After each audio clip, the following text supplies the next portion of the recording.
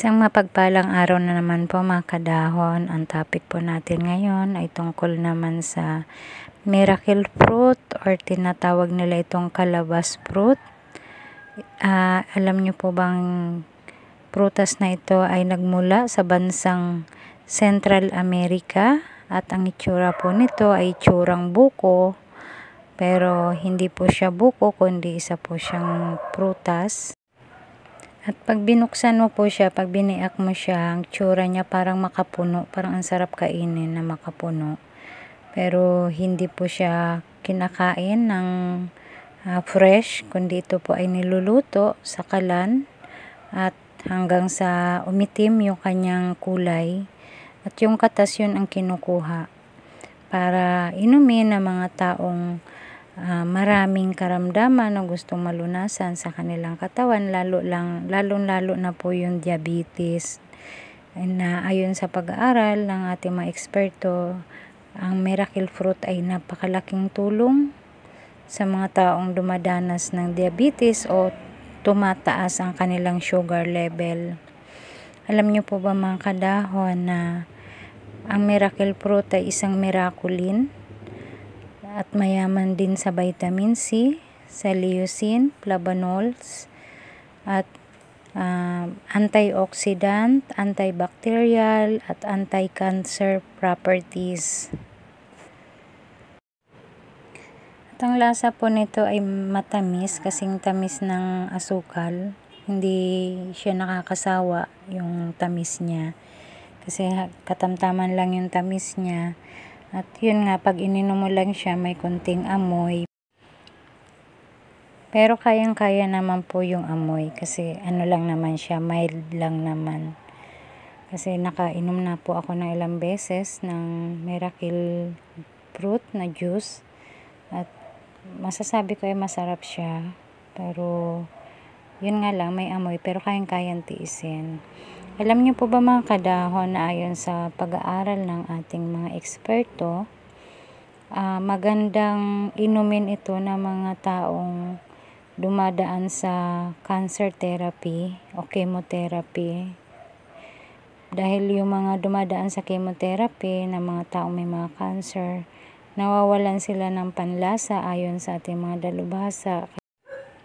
Kaya magandang inumin nila ito para bumalik ang kanilang panlasa at bumalik ang gana nila sa pagkain ayon sa ating mga dalubhasa.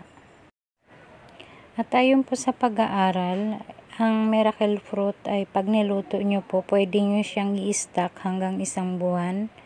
Ilagay nyo lang po siya sa ref para hindi po siya masira or mapanis. At mapakinabangan nyo to hanggang 1 buwan basta naka-rep lang po siya. At manatili lang siyang malamig.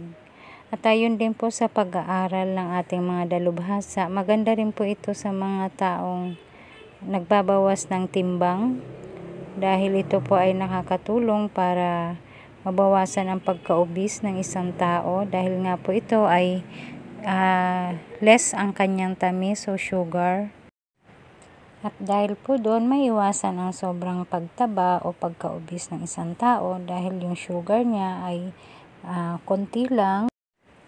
At ayon sa pag-aaral din ng ating mga dalubhasa, maganda rin po ito sa mga taong sobrang lasing na lasing or sobrang hangover. Maganda po itong ipainom para mabawasan o mawala ang kanilang pagkalasing or sobrang pagka-hangover. At ayon din po sa pag-aaral ng ating mga eksperto, maganda pong inumin ang miracle fruit juice ng mga taong may mga maintenance or may mga iniinom na gamot or ayaw ang lasa ng gamot. Dahil nakakatulong po ito para bawasan yung side effect ng gamot o yung lasa ng gamot. At dahil po doon maiwasan yung pagkahilo ng isang tao na umiinom ng gamot. Usually po kasi 'di ba mayroon gamot na pag ininom ng isang tao, gamot siya sa isang sakit pero ang side effect naman nakakahilo. Yun. Maganda ayon po sa ating mga dalubhasa, maganda po yung miracle fruit juice na inumin ng mga taong nakakaranas ng ganon. na once na pag umiinom ng gamot or maintenance nila ay nakakaramdam ng pagkahilo.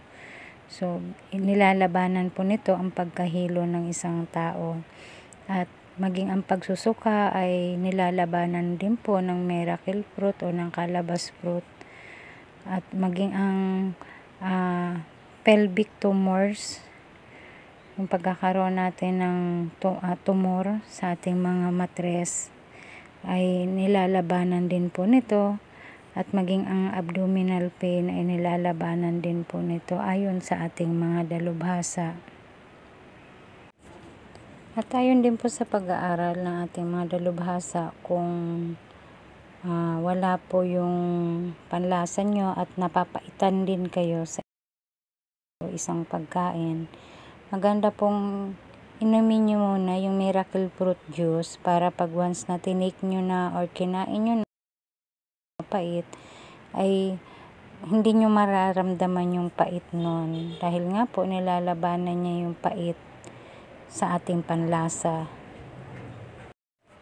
At ayon din po sa ating mga eksperto, yung mga gustong kumain ng mga maasim at hindi kaya ng kumain ng maasim, yan, uminom lang po kayo ng miracle fruit juice para maglasang matamis ang panlasa ninyo sa isang pagkain na maasim.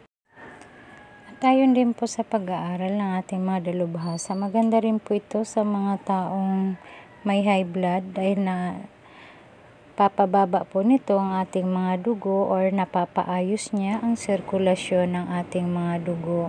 Kaya naiwasan ang paglapot ng ating mga dugo na nagiging dahilan ng pagka-high blood ng isang tao.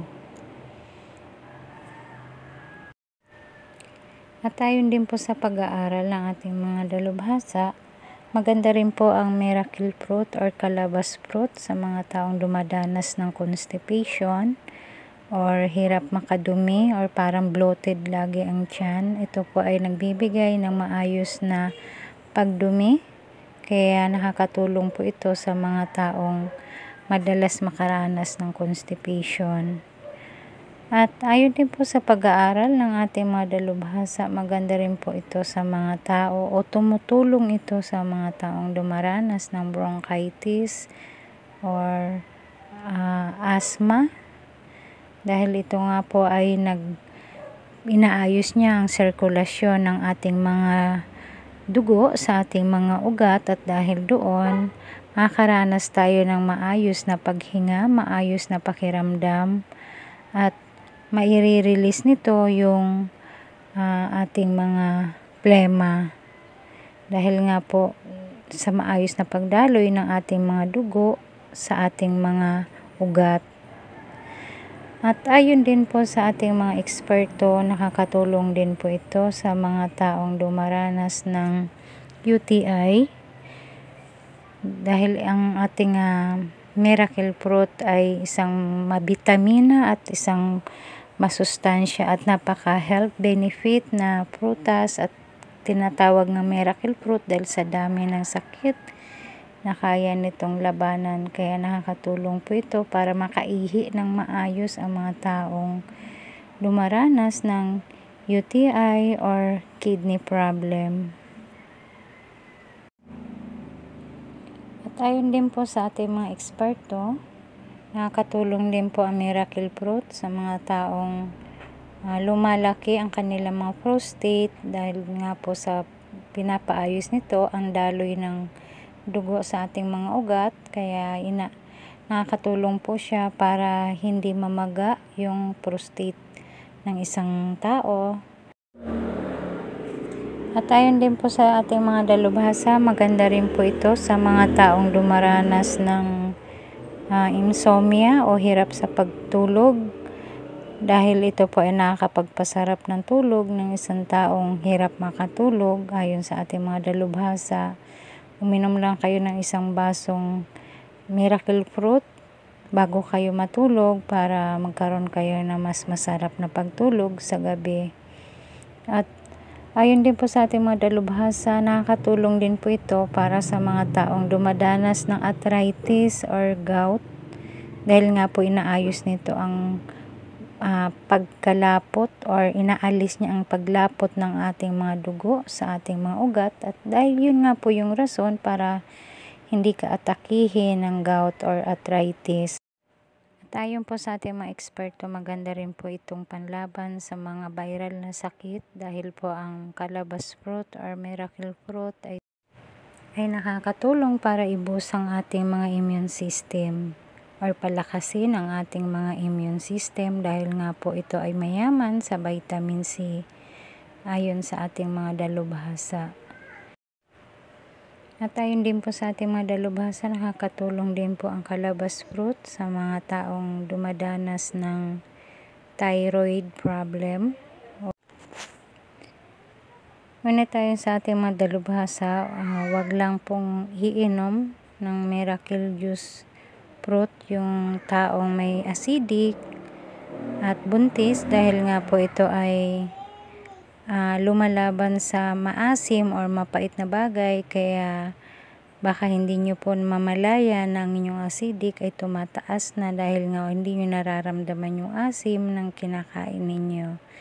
Kaya ayon po sa ating mga dalubhasa, iwasan pong kainin o inumin ito ng mga taong may acidic at maging ng mga buntis din po. Tayo din po sa ating mga eksperto, ang miracle fruit ay nakakatulong din po para labanan ang pagkakaroon ng sakit sa puso ng isang tao o paglala ng sakit sa puso. Dahil po ang miracle fruit ay nakakatulong para maiwasan ang nerve damage sa ating mga puso o sa ibang parte ng ating katawan. At ayon din po sa ating mga eksperto, nakakatulong din po ito para labanan ang diarrhea or pagtatai ng isang tao. At ayon din po sa ating mga eksperto, ang miracle fruit or calabash fruit ay isang detoxifier. Kaya isa po itong anti-aging, anti-cancer, antioxidant, anti-venom, antibacterial, anti-inflammatory. Kaya napakalaking tulong po nito sa ating kalusugan. Ayan lamang po mga kadahon. Maraming salamat po sa inyong panunood at pakikinig. Don't forget subscribe Herb7 channel, like, comment, and share. Happy watching and God bless us. Ingat po kayo. Bye-bye.